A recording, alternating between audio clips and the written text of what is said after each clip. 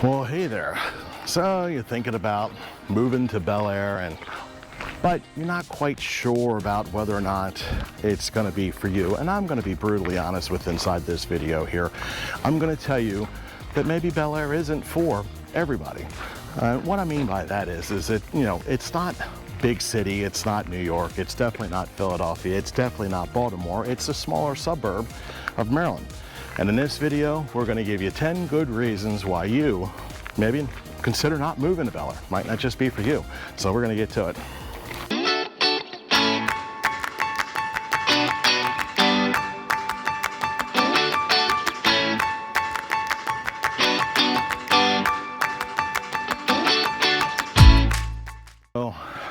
I'm John, I'm the Charm City Property Dude.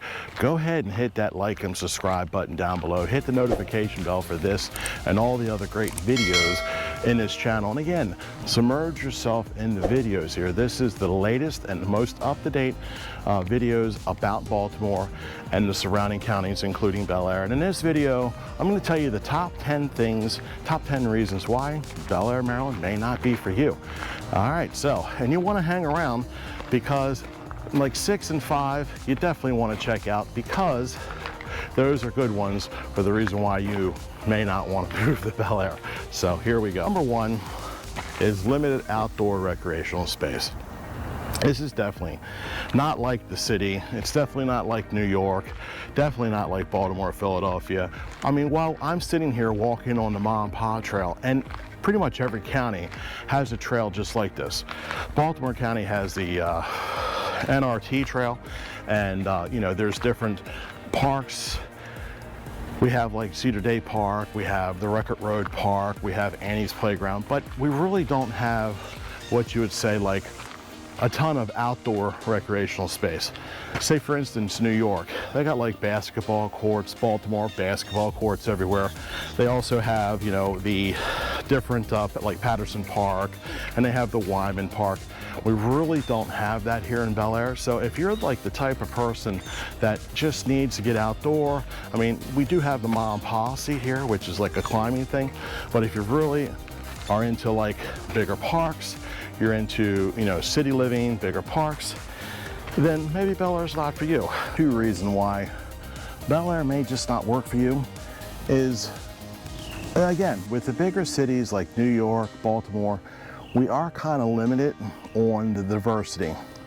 And what I mean by that is that there's a melting pot of personalities, a melting pot of races and nationalities here in Bel-Air, but it's not quite as overpowering or as much as you would be like New York City, Philadelphia. Definitely New York City. When you walk out on a city block, you may get, you might get 100 different diversities, but here in Bel-Air, you're going to find that the diversity mix is very, very limited, and sometimes this throws people off. You may not feel like you fit or belong, but trust me when I tell you, Bel-Air welcomes everybody. It's not just, it's for everybody and anybody. So, but you still might be thrown off a little bit if you're into more diversity, like a big city, then Bel-Air is definitely not for you. So, 3, this might throw you off a little bit, but we are 30 miles north of Baltimore City. We are 33 miles south of Wilmington. We are probably about 75 miles north of Washington, D.C., and this could very well throw a lot of people off. If you if you work in DC, or if you work in Baltimore and just don't want to drive that mileage, then Bel-Air will definitely not work for you. If you want to like fall out of bed in the morning and be at your job, which is in the city, then Bel-Air is definitely not for you. So we are a distance from the cities. You should take that in consideration, that you're definitely going to need a car. Unfortunately, like I always state in every video, traffic is pretty intense from time to time, but as a resident here, I know what times a day to avoid what areas. Whenever, I always know at 2:30 in the afternoon, you want to kind of avoid the routes around the schools here in Bel-Air, because you know that it's going to be filled with school buses and kids. But again, if you're like into city living and you just you want to be close, then Bel-Air might be just a little too far away. 4, we really don't have public transportation. So if you're thrown off by the fact that you can't get around by buses, we don't have the light rail into Bel-Air. We do have Uber. We do have the Link, which is a little blue bus that goes different places. I noticed at Joppatown, I noticed at Havre de Grace. Along the 40 corridor has more Link, which is just a small bus that gets people from point A to point B. But if you're looking for more public transportation, because that's how you want to get around, then Bel-Air is definitely not for you. We're very limited on taxis anymore. We do have Uber. That has been increasing here lately, a private ride share. So, I mean, but if you're into, I want to take the bus to work, or I want to take the light rail, like New York City, for instance, they have the taxis, they have the buses, and they also have the subway. Well, and I hate to tell you, Bel-Air is definitely not going to be for you. All right, so number 5, Bel-Air. The reasons why you may not want to move here is that the jobs are, hi, how are you? Are very, very limited. And what I mean by that is like sometimes in like California, you have the IT positions, you have Google, you have, you know, you have Google, you have YouTube, you have all these big IT tech places that are making chips. But here in Bel-Air, you're very limited to like healthcare, retail, government jobs.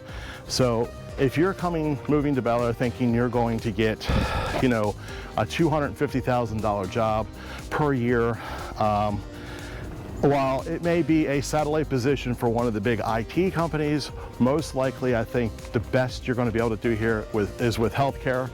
The doctors, I think the cardiologists and stuff like that make $450, but then they're traveling to like Johns Hopkins, they're traveling. I mean, we have Upper Chesapeake Union Memorial over in Havre de Grace, but you're going to be limited with you're going to be limited with jobs here. And unfortunately, if that is going to be your soft spot with Bel-Air, then maybe Bel-Air is not going to be for you as well, because I don't truly believe, unless you're traveling to the city, you're traveling to Wilmington, those types of jobs that, you know, for big IT, big pay, are definitely not here in Bel-Air. So that might be a reason why you don't want to move here, because of okay, so number 6, and I say it all the time, you may not want to move here to Bel-Air because at some times of the day, traffic is horrendous. At about 2:30, about 6:30 to 8:30 in the morning, getting down to 95, 2:30 in the afternoon, 95, like 2:30 to like 5:30 in the afternoon, 95 going north. I often joke that the state flower is the traffic cone.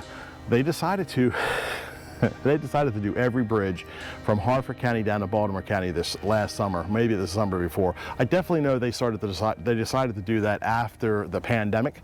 So now you have all these bridges that have been worked on. You've got traffic at all various times of day. Some of the things that really make traffic worse, unfortunately, is like school buses. In the summertime, it's not so bad, but as soon as you mix school buses, as soon as you mix up the time change, you get a little bit of sun in your eyes, it slows everything down. So if you're not into at least catching some traffic during the day, I mean, after a while, you'll learn what parts of the day you need to move in.